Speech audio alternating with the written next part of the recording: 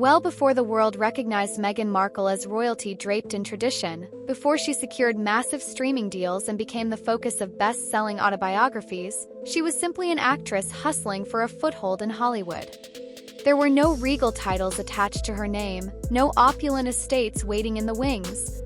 Just Meghan, ambitious, clever, and depending on who you talk to, unusually skilled at shaping herself into whatever role would open the next door. It's easy to forget that long before the tabloids declared her a household name, Meghan was another hopeful in Los Angeles, bouncing between casting calls and temporary jobs to keep the lights on. Instead of elegant gowns and royal engagements, her days were spent juggling bit parts, serving tables, and living with the relentless fear of fading into obscurity. Back then, every opportunity felt like it might be the only one she'd get. But within that chapter most people overlook, there was someone who witnessed her transformation before the public ever took notice: Trevor Engelson. He wasn't a nobleman or a palace insider. He was a Hollywood producer with his own ambitions, and for a time, he was her closest confidant. To him, their relationship was a shared journey. To others, it was the prelude to a much bigger story Meghan was already writing in her mind. They met somewhere in the mid-2000s in one of those unremarkable bars that seemed to be the backdrop of so many industry stories. Those who were there said their connection felt immediate. Trevor had already carved out a reputation for spotting talent, while Meghan, still in her early 20s, was piecing together a career out of every small chance she could find. Their relationship grew quickly from casual dates to something far more committed. Friends at the time described them as nearly inseparable, two strivers leaning on each other when the industry proved too brutal. They shared cramped apartments and long conversations about the future, imagining a life together far removed from rejection emails and temporary gigs. In 2011, after nearly 7 years as a couple, they got married in Jamaica. It wasn't a flashy spectacle, just a private ceremony that felt sincere. But almost as soon as her career began to gain real momentum, something between them started to shift. It wasn't dramatic. It was subtle, gradual, a missed call here, a distracted nod there. Trevor flew to Toronto as often as he could while Meghan was on set for Suits. He sent letters and small gifts, hoping to remind her that he was still there, committed. But she always seemed to have one foot out the door, thinking about the next ambition on the horizon. The end didn't arrive with any public scandal or messy confrontation. It came in the form of a single package. Meghan mailed her wedding ring back to him. No note, no conversation, no warning. Just the unspoken declaration that their marriage was over. People who knew Trevor well say he didn't just feel abandoned, he felt disoriented. He'd spent years believing they were partners in every sense, that they were sacrificing together so one day they could enjoy the rewards. In his mind, he was her anchor, the one person who knew her when the cameras weren't rolling. But among all the things she shared with him, there was one confession that later felt impossible to reconcile. Those closest to Trevor remember him explaining that Meghan had once told him she was unable to have children.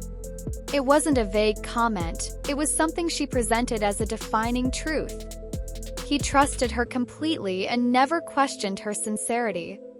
So years later, when he watched her standing beside Harry, joyfully announcing pregnancies to an audience of millions, he felt something break inside. It wasn't envy. It wasn't anger. It was the disorienting realization that perhaps even the most personal truths she shared with him had been temporary. Yet even then, Trevor didn't rush to sell his story. He didn't sit down for a glossy magazine profile or leak private details to the press. He absorbed the hurt quietly, leaning only on a few people he trusted most. And all the while, Meghan's reputation kept growing, every carefully curated charity project and glamorous appearance adding to her new public identity. That's why Trevor's account feels different from tabloid gossip. It's not designed to embarrass her. Simply the story of a man trying to make sense of a relationship that ended in a way he never saw coming. It forces people to wonder, Can someone be earnest in one season of life and yet be capable of moving on without a backward glance the moment their ambitions demand it? Those who worked alongside Meghan in the years before her royal marriage tend to describe her similarly: someone warm, magnetic, and determined to get ahead. She could connect with anyone she needed to, leaving them convinced they mattered. But if her plans evolved, her priorities changed just as quickly. For Trevor, that adaptability eventually felt like something colder. One day, she was the woman who cried to him about feeling unworthy. The next, she was navigating powerful circles as if she'd always belonged. It was like watching someone shed their skin and never look back. That was the part he struggled to accept. Not the fact that she left, but how thoroughly she seemed to erase their shared history once she moved on. While Trevor was processing the quiet devastation of being cast aside, Meghan's career gained unstoppable momentum. She completed her work on Suits, created a lifestyle brand, and started speaking about causes she believed in. When she met Harry, she was no stranger to controlling a narrative. And when their relationship became public, the fairy tale practically wrote itself. Yet some observers noticed a pattern. Each reinvention of Meghan's life was executed with meticulous precision. Every challenge became another polished chapter in her story. And every person who didn't fit the new image was left behind without ceremony. Ambition isn't an inherently negative trait. Reinventing yourself is something many people admire. But when each transformation leaves someone bewildered or hurt, people inevitably start to question what was genuine. Those who knew her best say she was always strategizing, always thinking several moves ahead. One former colleague said she was the most compassionate listener until she decided to leave that connection behind. They weren't condemning her. They were simply acknowledging a reality she never tried to deny. She was determined to succeed at any cost. When Meghan and Harry sat with Oprah, detailing the struggles and prejudice she faced inside the royal institution, the world hung on every word. For many, it was heartbreaking to hear. But for a few people who knew her before she ever set foot in Kensington Palace, it raised a different question. Was this just another version of Meghan, shaped for the moment? Trevor never disputed her experience. He didn't counter her claims or try to reclaim the spotlight. He stayed silent, perhaps understanding that his truth was too complex to reduce to a single headline. Some people will always assume Trevor's silence is bitterness dressed as dignity. But the reality is, he had no reason to seek revenge. He'd built his own career and never relied on Meghan for notoriety. Even when he considered a TV concept loosely inspired by his life, he eventually stepped away from it. Maybe he understood that fictionalizing what he lived wouldn't bring closure. So he watched from a distance. He saw her documentaries, her speeches, her new image. And he carried the memories of a woman who no longer seemed to exist.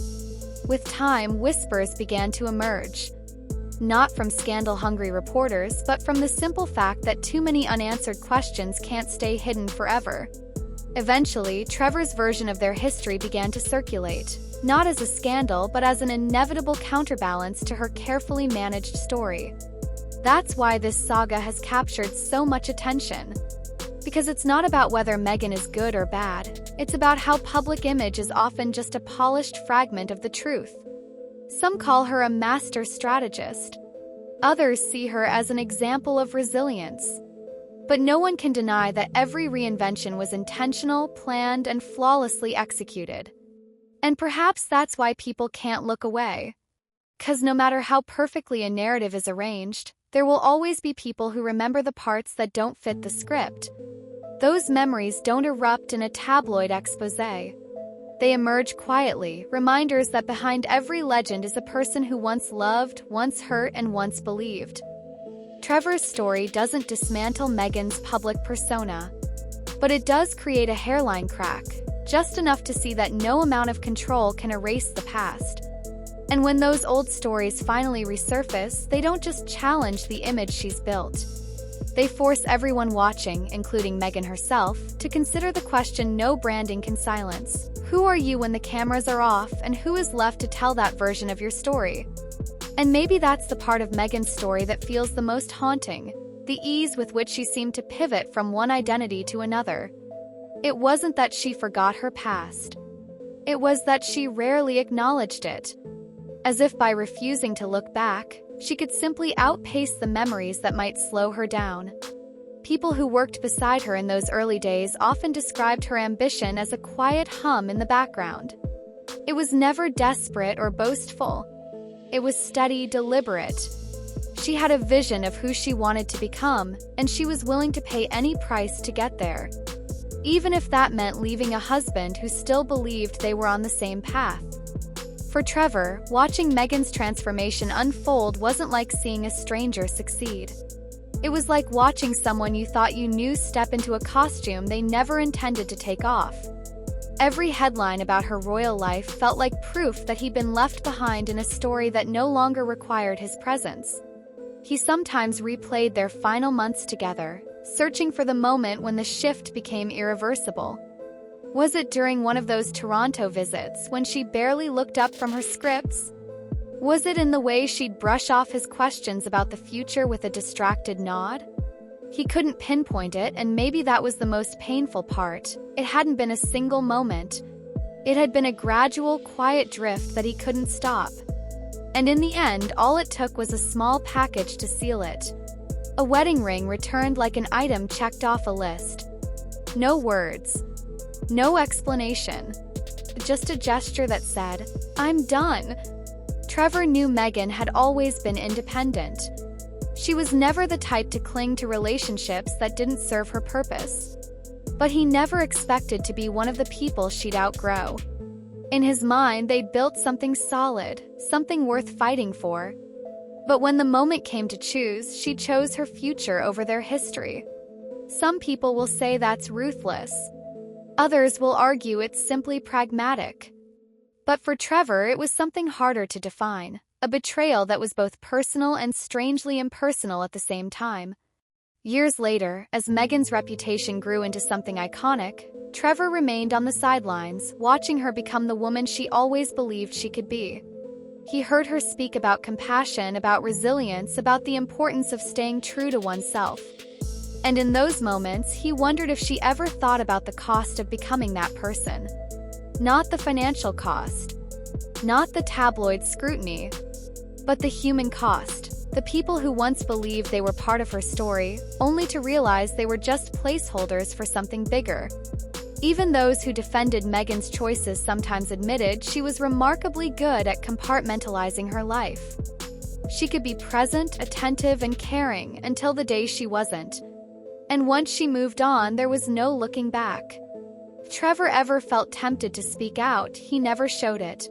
He never tried to reclaim the narrative or inject himself into her headlines. Instead, he stayed quiet, trusting that the truth didn't need to be shouted to exist. And maybe that was what made his story so compelling. He wasn't out to settle a score. He didn't need the validation of public sympathy. He simply wanted people to understand that the Meghan the world adored wasn't the only version that existed.